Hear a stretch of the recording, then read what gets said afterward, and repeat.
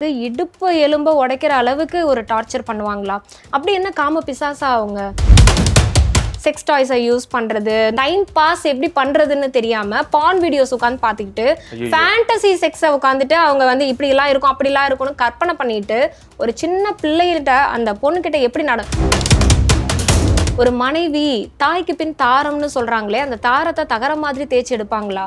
ரித்தன்யா மேல எனக்கு என்ன ஒரு கோபம் வருத்தம் அப்படின்னா, கல்யாணத்தப்பவே அவன் முகத்தை பார்த்தோம் அப்படின்னா, என்னடா கல்யாணம், இன்னைக்கு கல்யாணம் ஏதோ ஒரு அடுத்த வீட்டுக்கு கல்யாணத்துக்கு வந்த மாதிரி தான் இருக்கு அவரோட முகம். அந்த முதல் முறையா அவங்க வந்து தாம்பத்தியம் மேற்கொள்ளும் போது அந்த முதலிரவுல ப்ளீட் ஆகுறது, ஹைமன் டிஷ்யூ டேர் ஆகுறது, அவ புருஷனை அட்ஜஸ்ட் பண்றது பத்தாம மாமனாரை சேர்த்து அட்ஜஸ்ட் பண்ணணும், மாமியார் பண்ற கொடுமைகளையும் தாங்கணும், துணியெல்லாம் துவைக்கணும், ஜட்டியிலிருந்து எல்லாத்தையும் துவைச்சு போடணும்னு அந்த பொண்ணுக்கு தலையெழுத்தா? ஒருவனுக்கு ஒருத்தின்னு என் பொண்ணு உயிரை விட்டதுல எனக்கு பெருமையா இருக்கு. என்னையா பெருமையா இருக்கு? புதிய சிந்தனை நேயர்களுக்கு வணக்கம். இன்றைய சிறப்பு நேர்காணலில் நம்முடன் இணைந்திருக்கும் சிறப்பு விருந்தினர் சைக்காலஜிஸ்ட் டாக்டர் சுஜிதா அவர்கள். மேடம் வணக்கம்.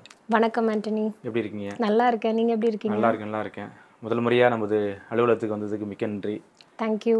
கடந்த 2 வாரமாவே ரிதன்யாவோட தற்கொலையை பற்றி தான் இன்னைக்கு பெருசாக போயிட்டு இருக்கு சமூக வலைத்தளத்தில்.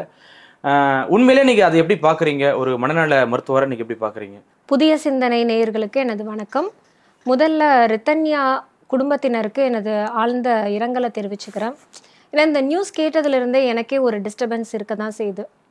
பெண்களை பற்றி நிறைய விஷயங்கள் நம்ம பேசுகிறோம். பெண்களோட பாதுகாப்பு, அவங்க என்ன மாதிரி மனநிலையில் இருக்காங்க, ஒரு ரேப்பட்டம் நடந்தால் ஒரு சமுதாயத்தில் பெண்களை எந்த கோணத்தில் வச்சுருக்காங்க அப்படிங்கிறது எல்லாத்தையுமே அனலைஸ் பண்ணிகிட்ருக்கோம். ஸோ இதை பெண்களை பற்றி பேசணுன்னா ஃபெமினிசம் பேசுகிறாங்க அப்படின்னு தான் சொல்கிறாங்க. அதை தாண்டி மேஸ்குலினிட்டி இருக்குது. ஆண்களை மதிக்கிறேன். ஆண்களோட மனநிலை அது ரொம்ப வந்து ஒரு கவலைக்கிடமாக தான் இருக்குது, அக்செப்ட் பண்ணிக்கிறோம். ஆனால் ஒரு சில ஆண்கள் ரொம்ப வக்ர புத்தியோட நடந்துக்கிறதும், ஒரு மனைவி தாய்க்கு பின் தாரம்னு சொல்றாங்களே, அந்த தாரத்தை தகர மாதிரி தேய்ச்சி எடுப்பாங்களா? ஒரு தங்கத்தோட ஒப்பிட்டு அவங்க ஒரு உயிரில்லாத பொருள் மாதிரி பார்ப்பாங்களா? தங்கத்தையும் கொட்டி கொடுத்துட்டாங்களே. எவ்வளவு தங்கமா இருக்க பொண்ணையும் கொடுத்துட்டாங்க, தங்கத்தையும் கொட்டி கொடுத்துட்டாங்க. இது மேல வேற என்ன வேணும்? அந்த பொண்ணோட முகத்தை பார்க்கும்போது நம்மளுக்கே அது வீடியோல தான் பாக்குறோம், போட்டோஸ் பாக்குறோம். அப்பவே வந்து எவ்வளவு பிஞ்சு முகம், என்ன ஒரு அழகான சிரிப்பு, எவ்வளவு ஒரு சின்ன பொண்ணா இருக்காங்களே, அந்த பொண்ணை கொடுமைப்படுத்துறதுக்கு இடுப்பு எலும்ப உடைக்கிற அளவுக்கு ஒரு டார்ச்சர் பண்ணுவாங்களா?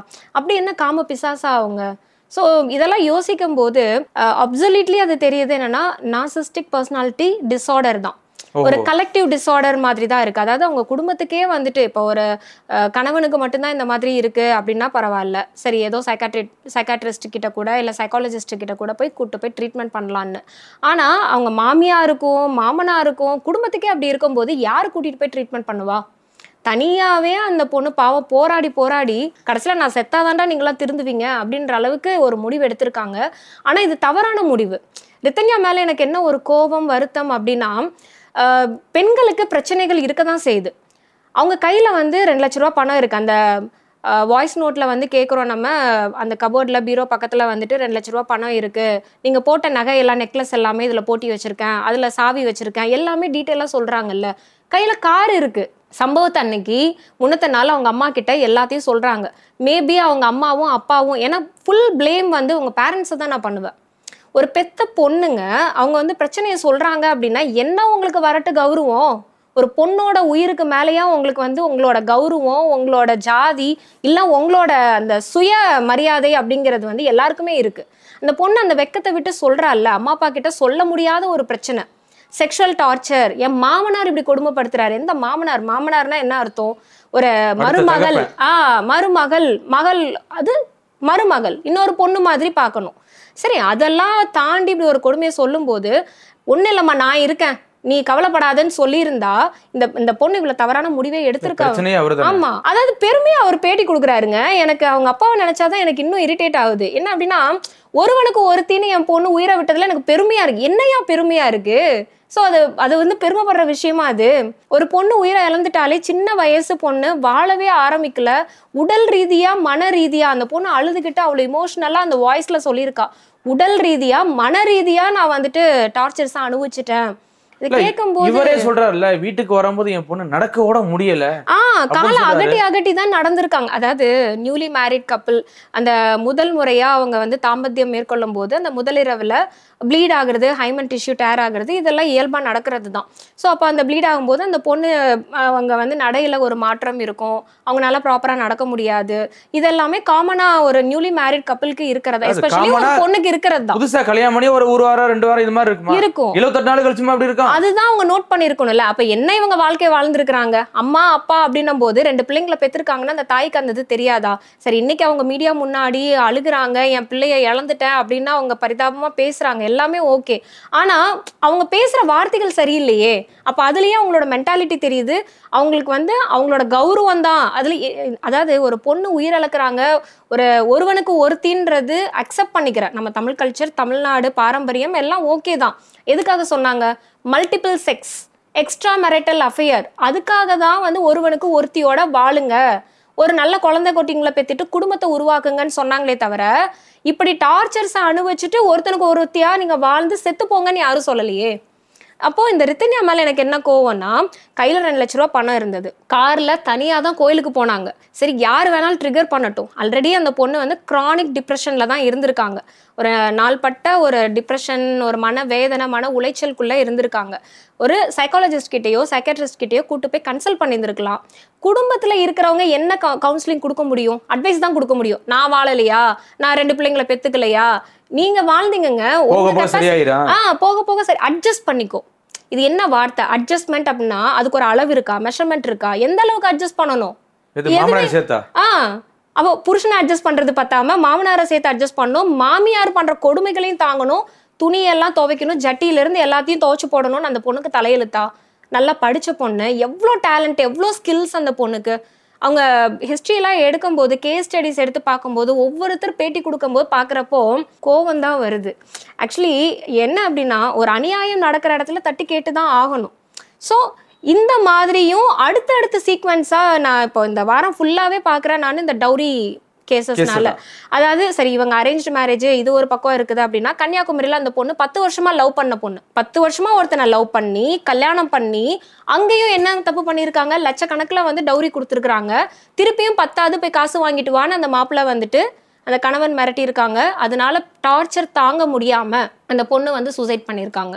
சரி, இதுதான் எப்படி அப்படின்னு சொல்லி பார்த்தோம்னா, அடுத்து வந்து ஒரு நல்ல போஸ்டிங்ல ஒரு கௌரவமா சொசைட்டில இருக்கிறவங்க, ஹைகோர்ட் அட்வொகேட் அந்த பொண்ணு வந்து கவிதா. அதே மாதிரி மாப்பிள்ளை யாருன்னு பாத்தீங்கன்னா டாக்டர், MBBS. சோ அவங்களோட பிரச்சனையும் அதே மாதிரி தான். ஆனா இங்க வந்து சூசைட் கிடையாது, மர்டர். சோ அப்போ இந்த வரதட்சணையை மையப்படுத்தி ஒரு டொமஸ்டிக் வயலன்ஸ். ரிதன்யா மேட்டரோட வரதட்சணை பெருசா எனக்கு தெரியல. ஏன்னா 2 பேரும் நல்ல வசதி, இவர் செய்யறது ரெடியா தான் இருக்காரு. ஆனா 200 பவுன் கேட்டாங்கல்ல, 300 பவுன் 500 பவுன் போடுறேன்னு சொன்னீங்க, கொடுத்துருப்பாரு. நீ வேற ஏதோ டார்ச்சர் பண்ற. அந்த வரதட்சணைங்கிற ஒரு பக்கம் இருந்தாலும் நீ செக்ஸுவல் ரீதியா தான் அந்த பொண்ணு ஆடியோல சொல்லி இருக்குல்ல, உடல் ரீதியாவும் மன ரீதியா ரொம்ப கஷ்டப்படுறாங்க. சைக்கோபாத் தான் அந்த பையன் வந்துட்டு. அதாவது ஒண்ணு இல்லைங்க, இப்போ உங்களுக்கு ஒரு தேடுதல் இருக்கு, வாழ்க்கையில பிறந்தோம், உங்களுக்கு கல்யாணம் ஆகுது, குழந்தை குட்டிங்க இருக்காங்க, உங்களோட பர்பஸ் கோல் செட்டிங்னு ஒண்ணு இருக்கு. இவ்வளவு இதை நான் ஓடுறேன், என்னதான் நீங்க உங்ககிட்ட வந்து லட்சக்கணக்கில் கோடிக்கணக்கில் பணம் இருந்தாலுமே உங்க இலக்கை நோக்கி ஒரு அச்சீவ்மெண்ட்டை வச்சு நீங்க ஓடுறீங்க. எல்லாருமே அப்படிதான். யாரு முகேஷ் அம்பானியா இருந்தாலுமே அவரோட இலக்குன்னு ஒண்ணு வச்சிருப்பாரு. இவங்களுக்கு என்ன இலக்கு? மாசம் வந்துட்டு 20 லட்ச ரூபா 30 லட்ச ரூபா அவங்களுக்கு சும்மா உட்கார்ந்துட்டு இருந்தாலே வருதுன்னா என்ன போகும்? அதாவது ஒண்ணுமே செய்யாம, laziness is devil's workshop. ஒண்ணுமே செய்யாம அப்படியே உட்காந்துட்டே இருந்தோம்னா மூளை கெட்டு போய் தான் ஆகும். அந்த மாதிரி தான் என்ன பண்றது, டைம் பாஸ் எப்படி பண்றதுன்னு தெரியாம பான் வீடியோஸ் உட்காந்து பார்த்துக்கிட்டு, ஃபேண்டசி செக்ஸை உட்காந்துட்டு அவங்க வந்து இப்படி எல்லாம் இருக்கும் அப்படி எல்லாம் இருக்கும்னு கற்பனை பண்ணிட்டு, ஒரு சின்ன பிள்ளைகிட்ட அந்த பொண்ணுகிட்ட எப்படி காதல் என்ன, ஒரு கணவன் மனைவிக்குள்ள ஒரு அந்யோன்யம் எப்போ உருவாகும், அன்புனா என்ன, அது அந்த அன்புக்கான விளக்கமே அங்க இல்ல, புரிதல் இல்ல. இந்த நியூலி மேரிட் கப்பிள் அப்படிங்கிறது, அதாவது ஒரு பொண்ணாவே இருந்துடலாம், ஆனா அவங்க வீட்லயே இருந்துடலாம். எதுக்கு கல்யாணம்னு சொல்லி இவங்க 2 பேரும் சேர்ந்து ஒரு புது வாழ்க்கைய புது வீட்டுல ஆரம்பிக்கிறாங்க. என்னை பொறுத்த வரைக்கும் இந்த மாமியார் வீட்டுக்கு ஒரு பொண்ணு புகுந்த வீடா போகணும், அவங்களுக்கு சேவைகள் பண்ணணும், இதெல்லாம் தேவையே இல்லைங்களே. அவங்க 2 பேருமே ஒரு பிசிக்கலி, மென்டலி, சோஷியலி அவங்க லைஃபை வந்து லீட் பண்றது, எக்கனாமிக்கலி ஆல்சோ. இப்போ புது மன தம்பதியர் அப்படின்னா அவங்கள தனியா விடுங்க, மாமியாருக்கும் மாமனாருக்கும் போய் சேவை பண்றதுக்கு தான் அந்த பொண்ணை இத்தனை வருஷமா வளர்த்து படிக்க வச்சு 10வதுக்கு டவுரி வேற போட்டு அனுப்புறாங்களா? ஸோ அவங்க வாழ்க்கையை அவங்க வாழவே இல்லையே. அவங்க ஹனிமூன் போனாங்களா, எனக்கு அதை பற்றி டீட்டெயில்ஸ் தெரியல. ஸோ அது இல்லாமல் அவங்க எந்த அளவுக்கு க்ளோஸ்னஸ் இருந்தாங்க, ரிதன்யாவும் சரி கவினும் சரி 2 பேரும் எந்த அளவுக்கு ஒரு க்ளோஸ்னஸ் இருந்தாங்க. கல்யாணத்தப்பவே அவன் முகத்தை பார்த்தோம் அப்படின்னா, என்னடா கல்யாணம், இன்னைக்கு கல்யாணம் ஏதோ ஒரு அடுத்த வீட்டுக்கு கல்யாணத்துக்கு வந்த மாதிரி தான் இருக்கு அவரோட முகம், கவினோட முகம். ஸோ ஒரு பிரச்சனை அப்படின்னு இருக்கும்போது அந்த ஒரு சோகமா ஒரு டிப்ரெஷனா இருப்பாங்கல்ல, அந்த முகம்தான் அந்த கல்யாணத்துல கவினோட முகத்துல இருந்துச்சு. ஆனா ரிதன்யா அவ்வளவு சிரிச்சுட்டு சந்தோஷமா எனக்கு ஒரு புது வாழ்க்கை ஆரம்பிக்க போகுதுன்ற கனவுகளோட இருந்தாங்க. ஸோ இப்போ அதை தான் நான் சொல்ல வரேன். இந்த பொண்ணு என்னன்னா அந்த ஒரு ஃப்ராக்ஷன் ஆஃப் செகண்ட்ல அந்த ஒரு பீக் ஃப்ரஸ்ட்ரேஷன்ல எடுத்த முடிவு தான். எனக்கு தெரிஞ்ச அது நல்லா படிச்ச பொண்ணு, அவங்க அவ்வளோ டேலண்டடா அவ்வளோ ஸ்கில்டா இருக்கிற பொண்ணு. இந்த தற்கொலைன்ற எண்ணத்துக்கு அவங்க தோணி இருக்கலாம், ஆனா அவங்க மனசை மாத்தி ஒரு ஆப்டிமிஸ்டிக்கா வரணுமே அப்படின்னு தான் கோயிலுக்கு போயிருக்கலாம். ஆனா அந்த கார்ல வந்த கால்ஸோ இல்ல திருப்பி இவங்க அந்த 1 மணி நேரம் என்ன நடந்திருக்கு, அந்த கார்ல உட்கார்ந்து பேசிட்டு இருப்பாங்க, யார்கிட்ட பேசியிருப்பாங்க, அந்த 1 மணி நேரத்துல என்ன நடந்திருக்கு? அந்த 78 நாளோட பிரச்சனைகள். எப்பவுமே ஒருத்தர் வந்து சூசைட் அப்படின்னும் போது எடுத்தோம் கவுத்தோன்லாம் எடுக்க மாட்டாங்க. நாள்பட்ட ஒரு பிரச்சனைகள், ஒரு தீராத வலிகள் இருந்திருக்கும், ஒரு தீர்வே கிடைக்காதா அப்படின்ற ஒரு ஏக்கம் இருந்திருக்கும்.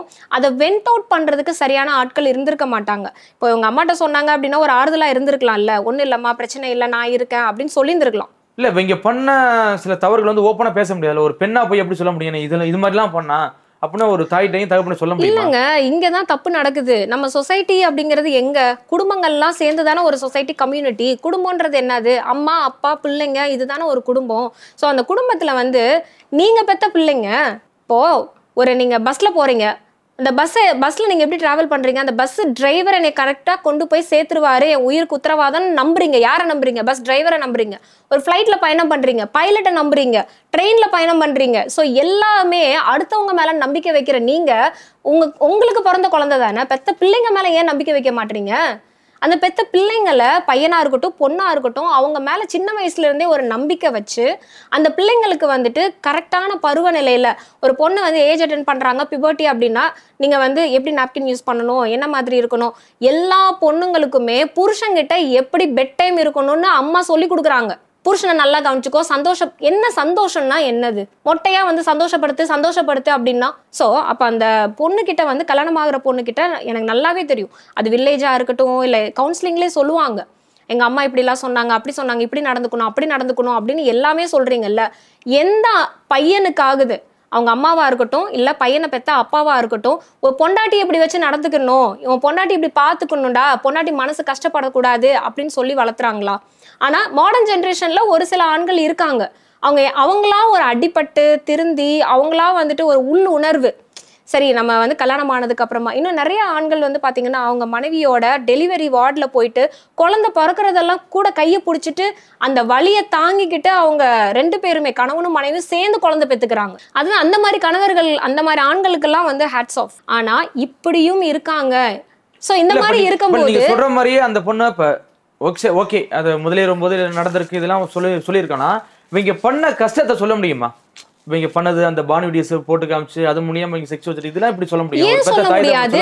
பெத்த தாய் தகப்பன் தானே, ஏன் தப்பா நினைக்க போறாங்க? இங்க பாருங்களேன், எனக்கு ஒரு கொடுமை நடக்குது அப்படிங்கிறத கம்ஃபர்டபுளா சொல்றது வந்து அம்மா கிட்டயும் அப்பா கிட்டயும் மட்டும்தான். நீங்க அதுக்கப்புறம் தான் அவங்க கிட்ட சொல்ல முடியல அப்படின்னா தான் நீங்க ஃப்ரெண்ட்ஸ் கிட்ட சொல்லலாம், இல்ல ரிலேட்டிவ்ஸ் யாராவது வெல்விஷர்னு இருக்கிறவங்க கிட்ட சொல்லலாம். ஆனா இப்ப இங்க யாருக்கிட்டயுமே சொல்ல முடியல. ஏன்னா எல்லாருக்குமே ஒரு அசிங்கமா இருக்கும்ல, ஒரு ஷையா இருக்கும், ஐயோ நம்ம இந்த மாதிரிலாம் போய் எப்படி சொல்றதுன்னு வெக்கமா இருக்கும். ஏன்னா இப்ப எஜுகேட்டடா இருக்காங்க, ஐ மீன் இந்த செக்ஸ் எஜுகேஷன் பத்தி ஒரு நல்ல தெளிவான ஒரு அபிப்பிராயம் இருக்கிறவங்க ஓப்பனா சொல்லுவாங்க, அவங்களுக்கு இந்த மாதிரி கூச்சமோ தயக்கமோ எல்லாம் இருக்காது. ஸோ இந்த பொண்ணு அதாவது ரிதன்யாவுக்கு வந்துட்டு என்னன்னா எல்லாமே அவங்க கௌரவன்ற பேர்ல மூடி மறைச்சுதான் வளர்த்துருக்காங்க. வெளியில எப்படி அந்த ஒரு பிரச்சனை கூட இதை போய் அப்பா அம்மாட்ட சொன்னா எதுவும் மனசு வருத்தப்படுவாங்களா அப்படிங்கிற ஒரு பிரச்சனை கூட அந்த பொண்ணுக்கு இருந்திருக்கலாம்ல. இவங்க வந்து சொல்லியிருக்கலாம்ல, அம்மாவும் அப்பாவும் வந்து ஒரு தைரியம் கொடுத்துருக்கலாம்ல, கல்யாணம் பண்ணி கொடுக்குறோம் உனக்கு என்ன பிரச்சனைனாலும் வந்து சொல்லுமா அப்படின்னு ஒரு ஓப்பன் ஹார்ட்டடா அவங்க சொல்லியிருந்தாங்கன்னா அதையும் ட்ரை பண்ணியிருக்காளே. இது உங்களுக்கு தெரியாதா? ரிதன்யா வந்து அவங்க அப்பாவை கூட்டு மனசு கஷ்டமா இருக்குன்னு சொல்லிட்டு ஒரு லாங் டிரைவ் போயிருக்காங்க. அதான் அவர் அப்பாவே சொல்றாரு. என்ன அப்படின்னா சொல்ல ஆரம்பிக்கும் போதே தானே இவங்க கௌரவ பிரச்சனைன்னு சொல்லி அதை பேசிட்டாங்க. இவங்க ரிலேட்டிவ் அதாவது வெல்விஷர்னு சொல்லிட்டு அவங்க ரிலேட்டிவ் ஒருத்தர் வீட்டுக்கு வந்திருக்கும் போது இவங்க அப்பாவும் இல்லை தனியா பேசுமா, ஏதோ பொண்ணு கஷ்டத்துல இருக்கா, பிரச்சனை குடும்பத்துல பிரச்சனை அப்படின்னு சொல்லி விட்டு போயிருக்காங்க. அவர் என்ன பண்ணிருக்காரு, இந்த அட்வைஸ் அதான் சொன்னேன் பாத்தீங்களா, அட்வைஸ்க்கும் கவுன்சிலிங்க்கும் நிறைய வித்தியாசம் இருக்கு. அட்வைஸ்ன்ற பேர்ல கல்யாணம்னா இப்படித்தான் இருக்கும், இந்த மாதிரி தான் இருக்கும், நீ தான் அட்ஜஸ்ட் பண்ணிட்டு போகணும், அப்பாவோட மான மரியாதை எவ்வளோ லட்சம் போட்டு எவ்வளோ கோடி கணக்குல உனக்கு செலவு பண்ணி கல்யாணம் பண்ணி வச்சிருக்காங்க, அவங்க மானத்தை காப்பாத்து, இப்படி எல்லாம் சொல்லிட்டு போனேன், இதுக்கு பேர் என்ன அட்வைஸாங்க? அவங்க அந்த பொண்ணு என்ன வேதனையில இருக்கானே தெரியாம நீங்களா ஒண்ணு துணிச்சு விட்டுட்டு தானே போறீங்க. சொல்ல விடல அந்த பொண்ணு, சொல்ல விடல.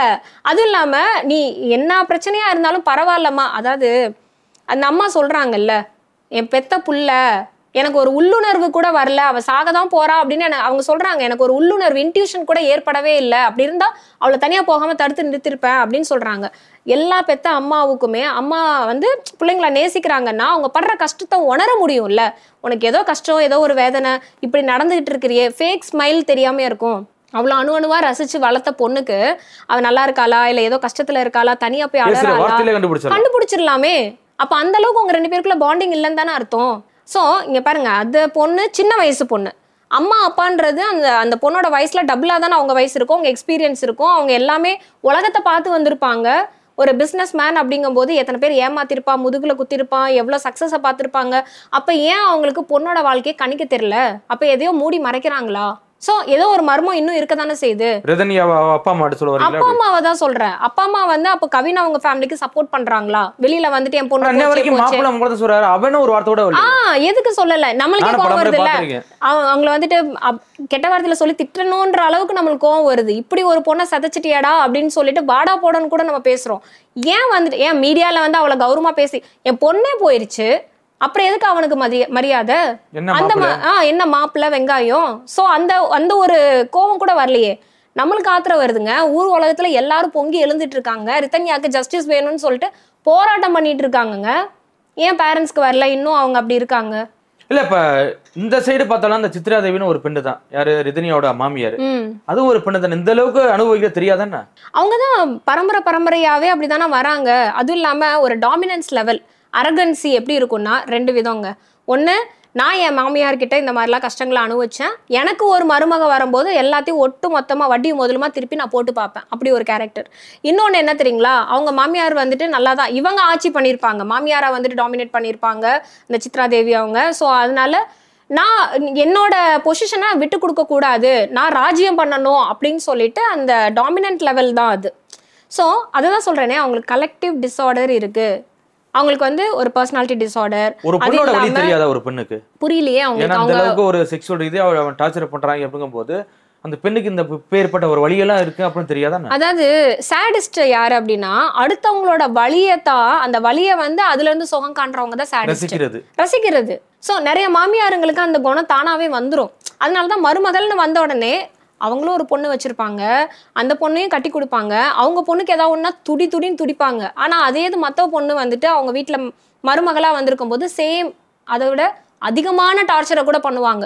அந்த வேதனைகளை அந்த பொண்ணுக்கு வந்துட்டு துணி துவைக்க சொல்லுவாங்க, டாய்லெட்டை கழுவ சொல்லுவாங்க, எல்லாத்தையும் பண்ண சொல்லுவாங்க. அதுல அவங்க கால் மேல கால் போட்டுட்டு உட்காந்து சீரியல் பார்த்துட்டு இருப்பாங்க. இல்ல அப்படின்னா சமைக்கிறது எல்லாம் சூப்பரா சமைச்சாலும் கூட என்ன சமைச்சிருக்க, அவங்க வீட்டுல இப்படிதான் சொல்லி கொடு, அதாவது அவங்களுக்கு அந்த நாள் கழியாது.